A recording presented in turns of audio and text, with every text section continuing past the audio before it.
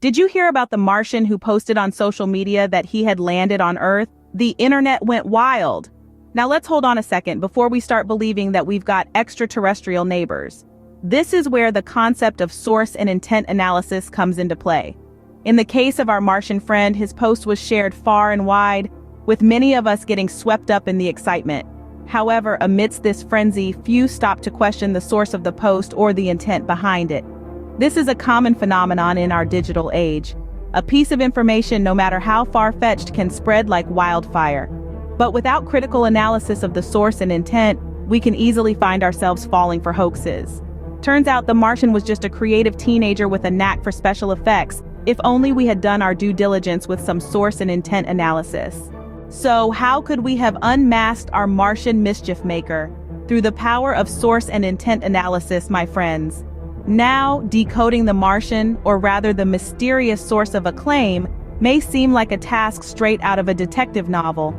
But in reality, it's a skill that we all can, and should, master.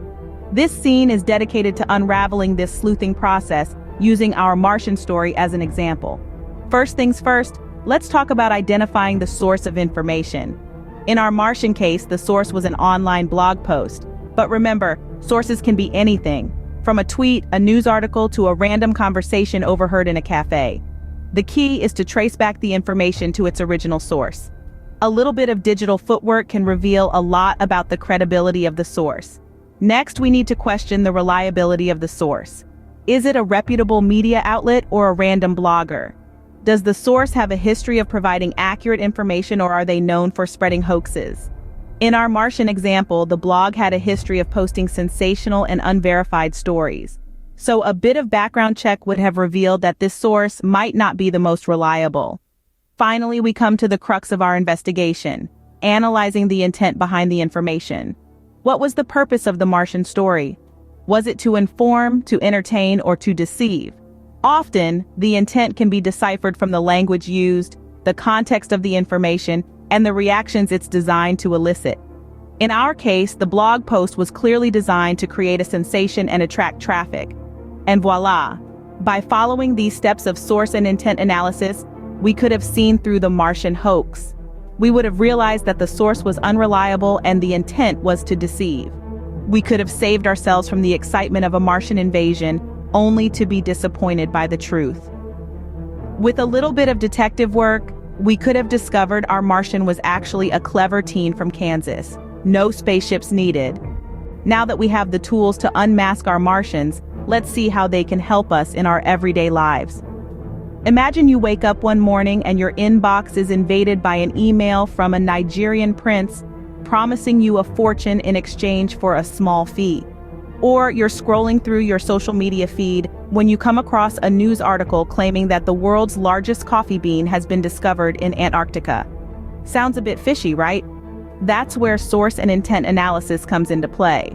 Think of source and intent analysis as your personal Martian detector.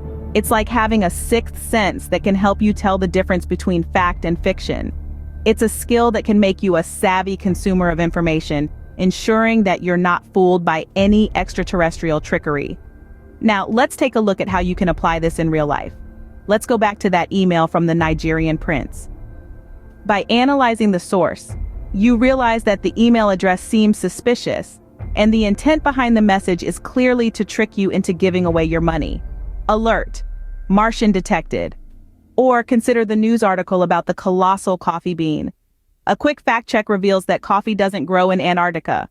Moreover, the source website isn't exactly known for its accuracy. Another Martian unmasked? These are just two examples, but the applications of source and intent analysis are virtually endless. It can be used to scrutinize everything from sensational headlines to dubious emails, helping you navigate the information highway with confidence. And here's the cherry on top.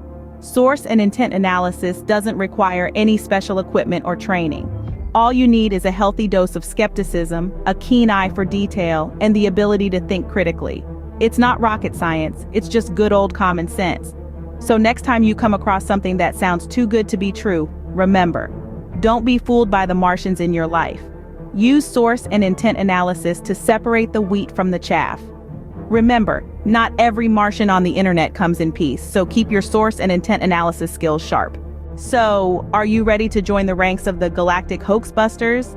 Now that you're equipped with the know-how, we encourage you to use your newfound knowledge to debunk those pesky hoaxes. Remember, not every Martian you meet has truly landed on Earth. Keep a sharp eye, a keen mind, and a healthy dose of skepticism. Next time you come across a Martian claiming to have landed on Earth, you'll know just what to do. Stay curious, stay skeptical, and happy hoax busting.